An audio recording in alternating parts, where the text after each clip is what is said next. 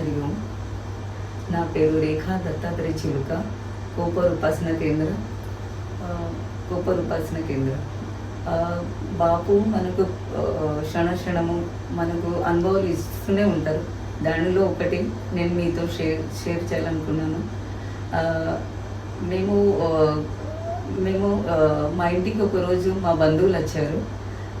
వాళ్ళని సాగదోలడానికి నేను వాళ్ళను సాగదోలడానికి కిందికి వెళ్ళాను. కానీ నాకు జ్ఞాపకం లేకుండే అది ఆటోమేటిక్ లాక్ ఉందని. అయితే నేను కిందికి కదా వెళ్ళడానికి, మళ్ళీ ఎందుకు లాక్ చేయడం అని ఇలాగే తలుపు కడిపెట్టి అంటే ఇలాగని కిందికి వెళ్ళాను వాళ్ళని సాగదోలడానికి. వెళ్ళిన తర్వాత వాళ్ళని సాదోలి మళ్ళీ వచ్చాను. వచ్చిన తర్వాత నాకు అప్పుడు జ్ఞాపకం వచ్చింది, అయ్యో ఆటోమేటిక్ లాక్ కదా, ఇప్పుడు ఇలా నాకు అప్పుడు చాలా బాధగా అనిపించింది. అప్పుడు మనకు బాపే జ్ఞాపకం వచ్చాడు. అప్పుడు బాపుకు మనసులో అన్నాను, బాపు ఇప్పుడు ఎలాగా, దీంట్లో నుంచి మీరే నన్ను కాపాడండి అని బాపుకి తలుచుకున్నాను. దాని తర్వాత వెంటనే మా ఇంటి దగ్గర ఒక చావీ వాడు ఉండేవాడు, కీ వాడు. అయితే అతని దగ్గరికి వెళ్ళాను.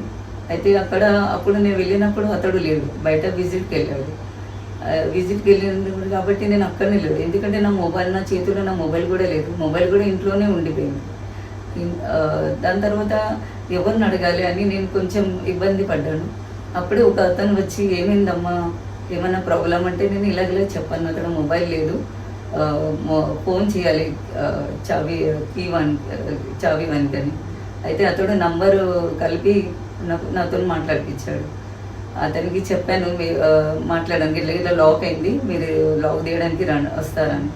అతడు అన్నాడు, ఒక 10 నిమిషాలు పడుతుందమ్మా, నేను బయట విజిట్లో ఉన్నాను. నేను అక్కడనే 10 నిమిషాలు వెయిట్ చేశాను. అతడు వచ్చాడు కొంచెం సేపు తర్వాత. వచ్చిన తర్వాత అతను అడిగాడు అన్నట్టు, మీది ఏ లాక్ ఉంది? నేను అన్నాను, గోద్రేజ్ లాక్ ఉంది. అయితే అన్నాడు, మినిమం మీకు గోద్రేజ్ లాక్ గురించి తీయాలంటే 1000 రూపీస్ పడుతుంది. నేను బార్గింగ్ చేశాను, ఏదైనా కొంచెం తక్కువ చేయండి అంటే లాస్ట్లో 700 పడుతుందమ్మా అని చెప్పాడు. నేను గదే ఇక మనసులో భయం కూడా అనిపించింది. మా కొడుకు వచ్చి ఏమంటాడో, అమ్మ నువ్వు ఎప్పుడు ఇలాగే మర్చిపోతావని. వానికి చెప్పద్దు అనుకున్నాను. బాపు కన్నానిగా మనసులో, బాపు మీరే ఏదైనా మార్గం తీయండి.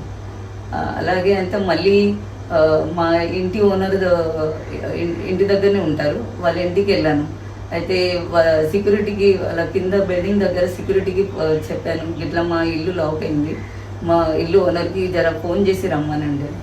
అయితే ఆ ఇంటి ఓనర్ అతనికి ఫోన్ చేయకుండా వాళ్ళ అక్క మా ఇంటి మా బిల్డింగ్లోనే వేరే వింగ్లో ఉంటుంది.